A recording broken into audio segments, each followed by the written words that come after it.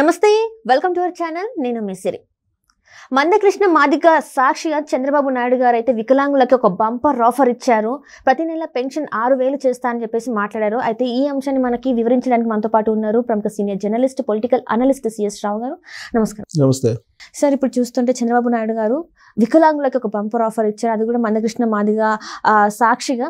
So 6,000 pension ఇస్తా అని చెప్పేసి మాట్లాడారు. అయితే నిజంగా అది సాధ్యమయ్యే పని అంటారా సార్?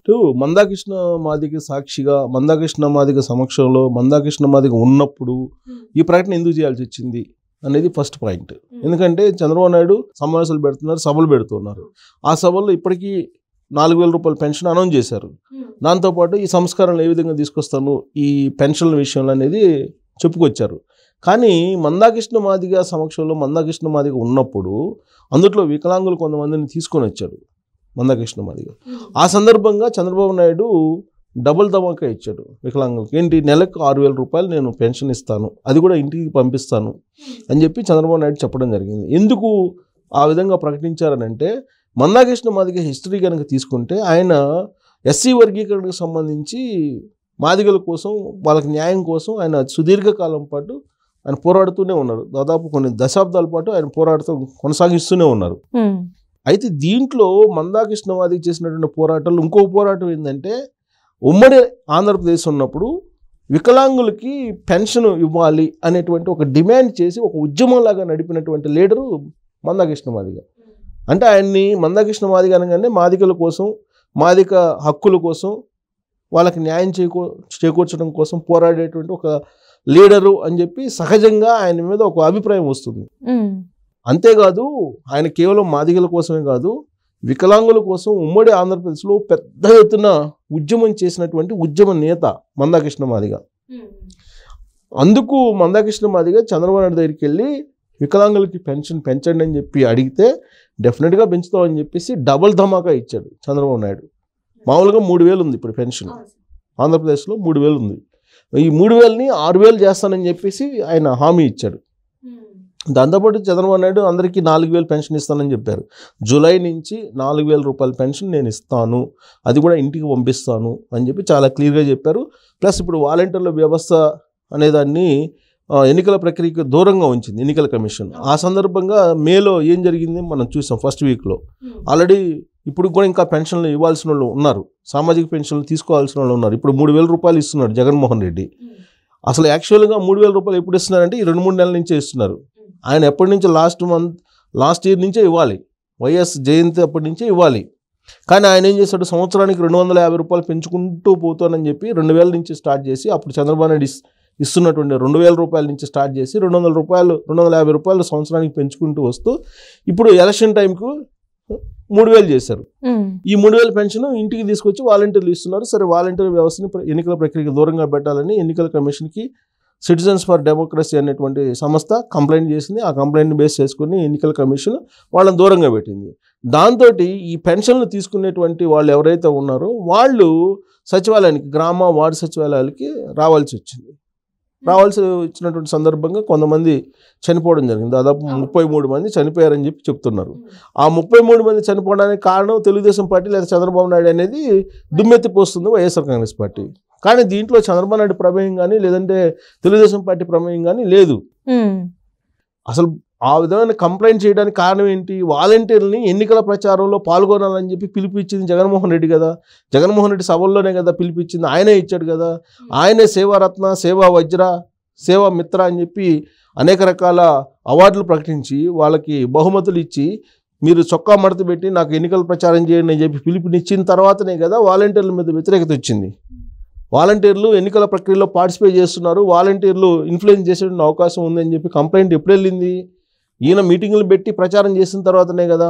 దానికి కారణం ఎవరు? వాలంటీర్ వ్యవస్థను దూరంగా పెట్టడానికి అని అంటే మొట్టమొదటి నిందితుడు ఎవరైనా ఉన్నారంటే జగన్మోహన్ రెడ్డి.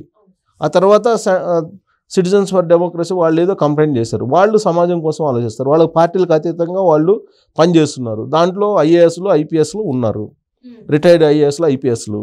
వాళ్ళు సమాజం కోసం ఫ్రీ అండ్ ఫెయిర్ ఎలక్షన్ జరగడానికి వాళ్ళు ప్రయత్నం వాళ్ళు చేస్తున్నారు. దాంట్లో భాగంగా జగన్మోహన్ రెడ్డి ఏదైతే పిలుపునిచ్చాడో ఆ పిలుపు కనుక కార్యాచరణ రూపంలోకి వస్తే, కార్యరూపంలోకి వస్తే అప్పుడు ఫ్రీ అండ్ ఫెయిర్ ఎలక్షన్స్ జరిగేటువంటి అవకాశం లేదు, ప్రలోభాలకు గురయ్యేటువంటి అవకాశం ఉంది ఓటర్లు వాలంటీర్ల రూపంలో, కాబట్టి వాలంటీర్లను దూరంగా పెట్టాలని కంప్లైంట్ చేశారు. అప్పటి నుంచి వాళ్ళని దూరంగా పెట్టారు. వాళ్ళని దూరంగా పెట్టిన తర్వాత ఏమైంది, సామాజిక పెన్షన్స్ ఇంటికి తీసుకెళ్ళి ఇవ్వాలి. ఇంటికి తీసుకెళ్ళి ఇచ్చేటువంటి వ్యవస్థ దూరంగా పెట్టింది కాబట్టి ఎలక్షన్ కమిషన్ ప్రత్యామ్నాయ వ్యవస్థను ఏర్పాటు చేసుకోవాలి కదా ప్రభుత్వంలో ఎవరున్నారు, జగన్మోహన్ రెడ్డి ఉన్నారు. జగన్మోహన్ రెడ్డి ఏం చేయాలి, ప్రత్యామ్నాయ వ్యవస్థను ఏర్పాటు చేసి పింఛన్లని ఇంటికి పంపించాలి. సరే జగన్మోహన్ రెడ్డి పంపించకపోయినా ముఖ్యమంత్రిగా ఆయన ఎన్నికల కోడ్ ఉంది కాబట్టి ఆయనకి ఆదేశాలు జారీ చేసేటువంటి హక్కు లేదు. సరే హక్కు లేకపోయినా కాబట్టి సూచన అయితే చేయొచ్చు. అక్కడ చీఫ్ సెక్రటరీ ఉన్నారు కదా, చీఫ్ సెక్రటరీ అయినా సరే ప్రత్యామ్నాయ వ్యవస్థను ఏర్పాటు చేసి, ఆల్రెడీ కళ్ళెదుటి కనిపిస్తుంది ప్రత్యామ్నాయ వ్యవస్థ. ఏంటి ప్రత్యామ్నాయ వ్యవస్థ, పంచాయతీరాజ్ వ్యవస్థ ఉంది. ఆ పంచాయతీరాజ్ వ్యవస్థలో పంచాయతీరాజ్ సెక్రటరీలు ఉన్నారు, అలాగే గ్రామ వార్డు సచివాలయాల్లో ఉండేటువంటి ఉద్యోగులు ఉన్నారు. అంటే వాలంటీర్లు కాకుండా 150,000 మంది దాదాపుగా గ్రామ వార్డు సచివాలయం ఉద్యోగుల్ని నియమించారు కదా జగన్మోహన్ రెడ్డి. గ్రామ వార్డు సచివాలయాల్లో ఉద్యోగులు ఉన్నారు కదా, అలాగే వాళ్ళకి మళ్ళా అనుసంధానంగా పంచాయతీరాజ్ సెక్రటరీస్ ఉన్నారు కదా. సో వీళ్ళందరినీ కలిపితే దాదాపు 2 లక్షల చిల్లర ఉంటారు. ఇవి 2 లక్షల పైబడినే ఉన్నటువంటి ఉద్యోగులని ఉపయోగించుకొని ఇంటికి తీసుకెళ్ళి పెన్షన్ ఇస్తే వద్దన్నారు ఎవరన్నా. వాలంటీర్ల దగ్గర పంపించమన్నారు, పంపించొద్దు అని చెప్పారు తప్ప అసలు ఇంటికి పెన్షన్లు తీసుకెళ్ళి ఇవ్వద్దని చెప్పి ఎవరన్నా చెప్పారా? ఎన్నికల కమిషన్ చెప్పిందా? చెప్పలేదు కదా, ఎన్నికల కమిషన్ చెప్పలేదు. మరి ఎందుకు ఇంటికి తీసుకెళ్ళి ఇవ్వలేకపోతున్నారు అనేటువంటి ప్రశ్న ఇప్పుడు ఎలక్షన్ కమిషన్ వేసింది. ఎలక్షన్ కమిషన్ వార్నింగ్ ఇచ్చి పెన్షన్లు పంపిణీ చేయండి అని చెప్తే అప్పుడు పంపిణీ చేశారు. వాస్తవంగా జరిగింది ఏంది, 1వ తారీఖు నుంచి 3వ తారీఖు వరకు దాదాపు 4వ తారీఖు వరకు వాళ్ళ దగ్గర డబ్బులు లేవు, ఖజానా ఖాళీగా ఉంది. ఖజానా ఖాళీగా ఉంది కాబట్టి పెన్షన్లు ఇవ్వలేకపోయారు.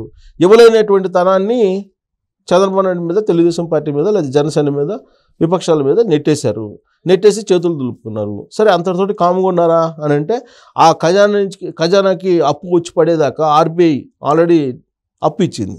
ఆ అప్పు తీసుకొచ్చిన తర్వాత వీళ్ళకి డబ్బులు ఇవ్వాలంటే మామూలుగా ఇస్తే వాళ్ళకి ఆ విలువ తెలియదు. కాబట్టి చంద్రబాబు నాయుడు ఆ కారణంగానే ఆగిపోయినాయని చెప్పి ఒక అభిప్రాయం తీసుకురావాలనేటువంటి ఉద్దేశంతో వాళ్ళు ఏం చేశారు, సచివాలయానికి అందరిని రమ్మన్నారు. ఎప్పుడు వస్తారు, 10 గంటలకు వస్తారు సచివాలయ ఉద్యోగులు. కానీ 10 గంటలకు రావాలి కదా. కానీ వీళ్ళు ఏకోజావాన్ని తీసుకెళ్ళి ఆ వయోభారంతో ఉన్నటువంటి వాళ్ళని, పండు ముసలి వాళ్ళని ఏకోజావాన్ని తీసుకెళ్ళి అక్కడ క్యూలో నించోబెట్టి వాళ్ళకు సంబంధించినటువంటి మీడియా ద్వారా ప్రచారం పెద్ద ఎత్తున చేశారు. పెద్ద ఎత్తున చేసి చంద్రబాబు నాయుడు కారణంగా, తెలుగుదేశం పార్టీ కారణంగా వీళ్ళల్లో నడవలేనటువంటి వృద్ధులను కూడా ఇక్కడ క్యూలో నించోబెట్టారు. మళ్ళీ చంద్రబాబు నాయుడు కనుక అధికారంలోకి వస్తే ఆయన పెన్షన్లు ఇవ్వడు, మీకు ఇంటికి తీసుకొచ్చి ఇంటికి పంపేయడు, ఇలానే క్యూలో నించోవాల్సి వస్తుంది, ఇలానే ఇబ్బందులు పడాల్సి వస్తుంది అనేటువంటి ఒక ప్రాపగండా చేశారు, ప్రచారం చేశారు సొంత మీడియా ద్వారా. అలాగే డిజిటల్ మీడియా ద్వారా వాళ్ళకి బలంగా ఉంది, ఆ డిజిటల్ మీడియా ద్వారా కూడా చేశారు. ఇంత చేసిన తర్వాత వాళ్ళు పెన్షన్లు పంచారని అంటే దాదాపు 3-4 రోజులు పంచారు. ఇప్పటికీ కూడా 10% ఇంకా పెన్షన్లు తీసుకోవాల్సినటువంటి వాళ్ళు ఉన్నారు అని చెప్పారు. సో ఇవన్నీ జరుగుతున్న క్రమంలో చంద్రబాబు నాయుడు క్లియర్ కట్గా ఒక హామీ ఇచ్చారు. ఏమి ఇచ్చారంటే, నేను అధికారంలోకి వస్తే 4,000 రూపాయలు పెన్షన్ ఇస్తాను, ప్లస్ ఈ 2 నెలలు మీరు పెన్షన్లు తీసుకోవడానికి వెళ్ళి క్యూలో నిలబడి మీరు ప్రాణాలు తీసుకునేటువంటి పరిస్థితి రాకూడదు మీకు. ఒకవేళ మీరు క్యూలో నుంచున్నా కానీ ఇబ్బంది పెడతారు వైఎస్ఆర్ కాంగ్రెస్ పార్టీ వాళ్ళలో కొంతమంది గ్యాంగ్ ఉన్నారు, జే గ్యాంగ్, వాళ్ళు వచ్చి మిమ్మల్ని చంపేయచ్చు. కాబట్టి మీరు జాగ్రత్తగా ఉండండి, ఈ 2 నెలలు మీరు వెళ్ళకండి, తీసుకోమాకండి. అధికారంలోకి వచ్చిన తర్వాత ఆ 2 నెలలు కూడా కలిపి నేనే ఇస్తానని చెప్పి వాళ్ళకి హామీ ఇచ్చాడు చంద్రబాబు నాయుడు. ఇంటికి పంపిస్తాను నేను, ప్లస్ 3,000 కాదు 4,000 పంపిస్తాను ఇంటికి, అదనంగా ఒక పంపిస్తాను, నేను 4,000 రూపాయలు చొప్పున పంపిస్తాను, మీరు తొందరపడి క్యూలో నుంచొని ప్రాణాలు పోగొట్టుకోకూడదని చెప్పి చంద్రబాబు నాయుడు పదే చెప్పారు. చెప్పిన తర్వాత ఇప్పుడు వాళ్ళు దాన్ని కూడా నెగిటివ్ యాంగిల్లో చెప్పడం వరకైనా ఆయన చేయడం అనేటువంటి నెగిటివ్ యాంగిల్లో ప్రొజెక్ట్ చేస్తున్నారు, అది వేరే విషయం. సో ఇప్పుడు ఇంకొక అసలుబాటు కూడా కనిపించారు. ఇప్పుడు ఏంటి, ఏ నెలకు ఆ నెల పెన్షన్ తీసుకోవాలి, లేదంటే ఆ డబ్బులు ఎవరు మరుసటి నెలలో. ఇంకోటి ఏంటంటే 2 నెలలు వరుసగా తీసుకోకపోతే 3వ నెల అసలు పెన్షనే ఉండదు, పెన్షన్ జాబితాల నుంచి పేరు తొలగిస్తారు. కాబట్టి వీటికి కూడా వెసులుబాటు కల్పించారు చంద్రబాబు నాయుడు. మీ పెన్షన్ ఎక్కడున్నా తీసుకోవచ్చు. అంటే ఇప్పుడు ఉన్న సిస్టమ్ ప్రకారం ఎక్కడైతే గ్రామ వార్డు సచివాలయం ఉన్నారో ఆ పరిధిలోకి పోయి పెన్షన్ తీసుకోవాలి. మీరు వేరే దగ్గర పోతే పెన్షన్ ఎవరు. అందుకే చంద్రబాబు నాయుడు చెప్పారు, మీరు హైదరాబాద్లో ఉన్నా, బెంగళూరులో ఉన్నా, ఎక్కడున్నా సరే మీరు నెల పెన్షన్ 4,000 రూపాయలు నేను ఇస్తా, మీకు ఇస్తా. మీరు ప్రతి నెల రావాల్సిన అవసరం లే. 1 నెల రాకపోయినా 2 నెలలు ఇస్తా, 2 నెలలు రాకపోయినా 3 నెలలు ఇస్తా, 3 కల్పిస్తా అని చెప్పి చంద్రబాబు నాయుడు చాలా క్లియర్గా చెప్పారు. ఇదే పద్ధతిని వికలాంగులకు కూడా చేసి వికలాంగులకు 6,000 చేశారు.